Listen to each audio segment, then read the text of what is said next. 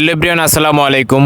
আজ চলে যাচ্ছি ভোলাগঞ্জের অন্যতম দর্শনীয় স্থান ভোলাগঞ্জ সাদা পাথর দেখতে। তাই সকাল সকাল ঘুম থেকে উঠে রেডি হয়ে উঠে গেলাম গাড়িতে। গাড়ির ভিতরে ড্রাইভারদের মিলে আনন্দ উপভোগ করতে করতে চলে আসলাম সিলেটে।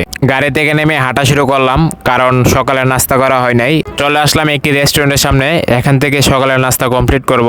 আমরা এমন এক টাইমে রেস্টুরেন্টে গেছিলাম, এখানে সকালের নাস্তা শেষ হয়ে গেছিল এবং দুপুরের খাবারও রেডি করা হয় নাই। তাই আমরা ভাত সবজি ডাল দিয়ে সকালের নাস্তা কমপ্লিট করি। তারপরে আবারও গাড়িতে উঠে গেলাম। উঠে সিলেটের প্রকৃতি উপভোগ করতে করতে লম্বা একটা ঘুম দিলাম। ঘুম থেকে উঠে আবারও ড্রাইভারদের লগে আনন্দ উপভোগ করতে শুরু করলাম। আর আজকে আমাদের ট্যুরটি যিনি স্পন্সর করেছেন, আমাদের স্বপ্ন বারোগড়ের সভাপতি জনাব নুরুল আমিন খান।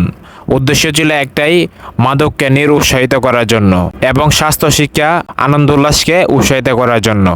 সিলেটের প্রাকৃতিক সৌন্দর্য উপভোগ করতে করতে চলে আসলাম ভোলাগঞ্জ। গাড়ি থেকে নেমে ড্রাইভারদেরকে নিয়ে হাঁটা শুরু করলাম। হাঁটতে হাঁটতে চলে গেলাম নৌকাঘাট। আপনারা সবাই জানেন ভোলাগঞ্জ মেইন স্পটে যেতে নৌকা লাগে। যাওয়া এবং আসার জন্য একটি নৌকার টিকিট কিনে নিলাম। আপনারা যারা যাবেন এখান থেকে নৌকার টিকিট কেটে নিতে হবে। এখানে একটি নৌকাতে 8 জন যেতে পারবেন। জনপ্রতি 100 টাকা করে লাগবে, প্রতি নৌকাতে 800 টাকা লাগবে। টিকিট কেটে ড্রাইভারদেরকে নিয়ে উঠে গেলাম নৌকাতে। এখন চলে যাব ভোলাগঞ্জের মেইন স্পটে।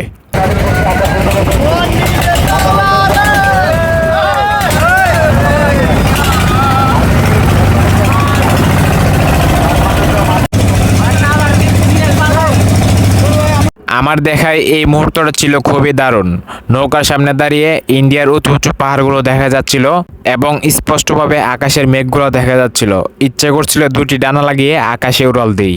নৌকা থেকে নেমে হাঁটা শুরু করলাম। হাঁটতে হাঁটতে চলে যাচ্ছি ভোলাগঞ্জের মেইন স্পটে। আপনারা তো সবাই জানেন ভোলাগঞ্জের সাদা পাথরগুলো লোড করে নিয়ে গেছে কিছু ভালো মানুষগুলো। এই যে এই জায়গাটি থেকে এই পাথরগুলো লোড করে নিয়ে গেছে।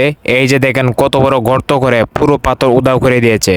এখানে কিন্তু পুরোটাই বড় বড় পাথরে একদম ভরা ছিল। এই জায়গাটা কিন্তু পুরোটা একদম খালি করে দিয়েছে তারা। এই হলো বর্তমান অবস্থা ভোলাগঞ্জের। কিন্তু মেইন যে সেন্টার, এখানে কিছু পরিমাণ পাথর আছে, তবে আউটসাইডে যেটা সেটা পুরোটা একদম খালি করে দিয়েছে। এটা কিন্তু পুরোটা একদম পাথরে ভরপুর ছিল। এখন আমি চলে আসছি ভোলাগঞ্জের মেইন স্পটে। এখানে কিছু পরিমাণ পাথর দেখা যাচ্ছে, তবে বড় বড় পাথরগুলো যেগুলো ছিল সবগুলাই উঠায় নিয়ে গেছে ভালো মানুষগুলো। শুধু ছোট ছোট পাথরগুলো রেখে গেছে। তবে এখানে কিছু পরিমাণ পাথর আছে, এখান থেকে নেওয়া শুরু করছিল, তবে সতর্কতার কারণে এখান থেকে নিতে পারে নাই। এই হলো ভোলাগঞ্জের বর্তমান পরিস্থিতি। আমি এখন আছি সাদা পাথরের মেইন স্পটে। এখানে না আসলে বুঝতাম না আসলে প্রকৃতি যে কতটা সুন্দর। ওই যে দেখা যাচ্ছে খোলা আকাশের নিচে উঁচু উঁচু পাহাড়, চারিদিকে পানি এবং পাথর। খুবই সুন্দর এই জায়গাটি। ভোলাগঞ্জ সাদা পাথরের এই জায়গাটিতে প্রত্যেক দিন শত শত হাজার হাজার পর্যটক আসে এখানে। আর গতকালকে ছিল শুক্রবার, যার জন্য পর্যটক ছিল অনেক অনেক বেশি। আর এইদিকে ছোট্ট ভাইটি মনের আনন্দে একটি পাথরের উপর আরেকটি পাথর রেখে সুন্দর একটি জিনিস তৈরি করতেছে। তারপর আমিও রেডি হয়ে গেলাম পানিতে নামার জন্য।